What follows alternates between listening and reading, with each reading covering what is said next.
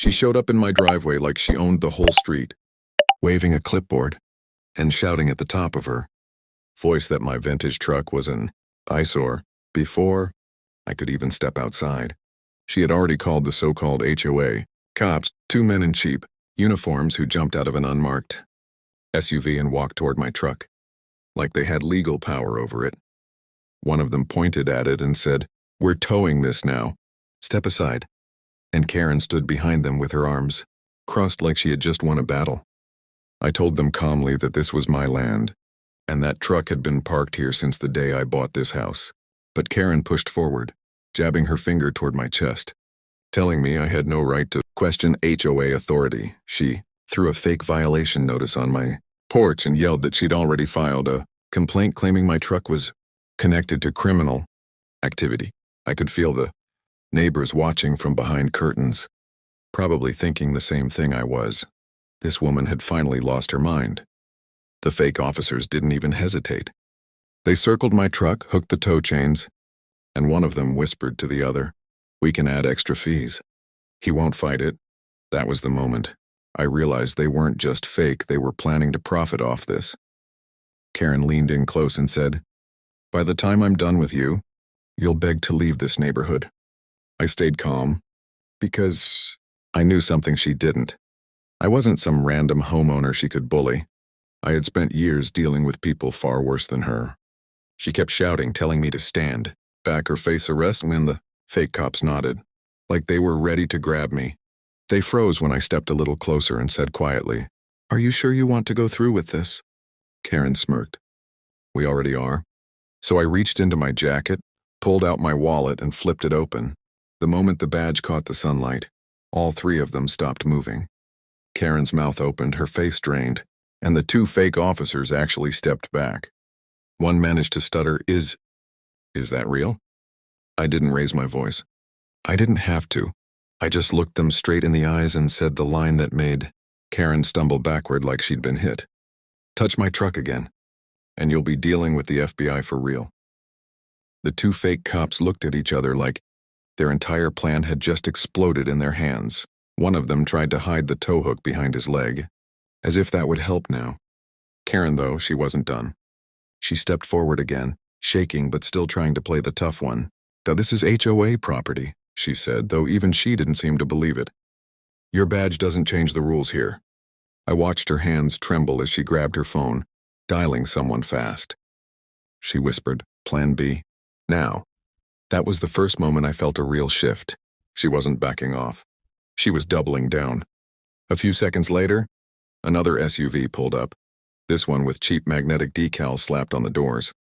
3 more guys stepped out, pretending to be some sort of special enforcement, but their boots didn't match, and one still had a hardware store tag on his belt. They tried to surround me like they were forming a real perimeter. Karen stood behind them like she had called in the National Guard. I could feel the pressure building. More neighbors came outside, phones up, eyes wide, everyone waiting to see who would break first. Karen barked, "Seize the truck and detain him. I have legal authority." The fake captain nodded and started walking toward me like he actually believed her. I let him get closer, until he was only a few feet away. Then I said, "Before you do anything stupid, ask her one question." He paused. "What question?" I pointed at Karen. "Ask her why she's trembling." Karen's eyes widened. She knew exactly what was coming next. She snapped, "Don't listen to him. Do your job." But the guy hesitated. That tiny hesitation was all I needed. I reached into my truck, pulled out a small device, and held it up. The screen lit with security footage. High definition, full color, perfect audio. Every second of Karen planning fake notices. Her arguing with her little crew behind my fence. Her paying them cash in envelopes. And worst of all for her saying, "Once his truck is gone, his house is next." The fake captain stepped back like he had touched something burning. His voice cracked. "You recorded all this?" I looked straight at Karen, and she finally took a step back toward her porch. "You broke into my yard," I said. "That alone is enough to put you in a courtroom for a long time." She opened her mouth to defend herself, but the neighbors had already started whispering loud enough for her to hear. Someone said, "She planned this?" Another said, "She's done. This is criminal." Her face went from red to pale in seconds. For the first time, she looked scared, really scared. She pointed at me with a shaky finger and screamed, "You can't expose me. You can't!" And I just stared at her and said the line that made her collapse onto her own porch step. "Karen, you should have checked who you were messing with before sending a fake army to my driveway." Karen's scream echoed down the street, but this time nobody rushed to defend her. The fake officers slowly backed away, realizing every second they stayed was another charge waiting to happen. One of them dropped his bad-shaped keychain on the ground and ran. Another muttered, "We didn't know." She said it was legal, before sprinting to their SUV like the place was on fire. But Karen stayed frozen. She kept shaking her head as if refusing to accept what she had started. I stepped forward, not to threaten her, not to scare her, just to end this nightmare the right way. I tapped my phone, sending the footage straight to the real police and to 3 neighbors who had already volunteered their statements. Karen whispered, voice cracking, "You wouldn't dare." I looked her right in the eyes. "You tried to steal my truck. You impersonated law enforcement. You lied to the whole neighborhood. You dared first." The real patrol cars arrived faster than she expected. Sirens off, quiet, serious. 2 officers walked straight past me, their faces already tight after seeing the footage I sent. They didn't ask her questions. They didn't argue. They simply said, "Ma'am, stand up. You're under arrest." Karen's jaw dropped. "Arrest for what?" "He's the criminal. He threatened me." One officer cut her off. "We saw everything. You and your hired crew are being charged with trespassing, harassment, impersonation, and attempted fraud." The whole street watched as they cuffed her. She kicked, screamed, begged. None of it mattered anymore. Her power was gone. Her fake rules, her fake authority, all of it snapped like a cheap plastic badge. As the police car pulled away, a neighbor clapped. Then another.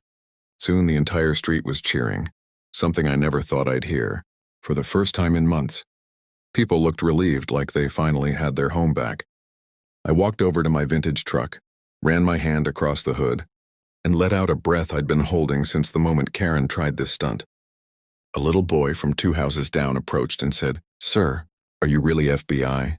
I smiled. I work quietly, but I protect loudly. His parents laughed, and I finally felt the tension slide off me. The real officers approached, respectful, not overstepping. "Thanks for handling this clean," one of them said. "Most people would have lost it."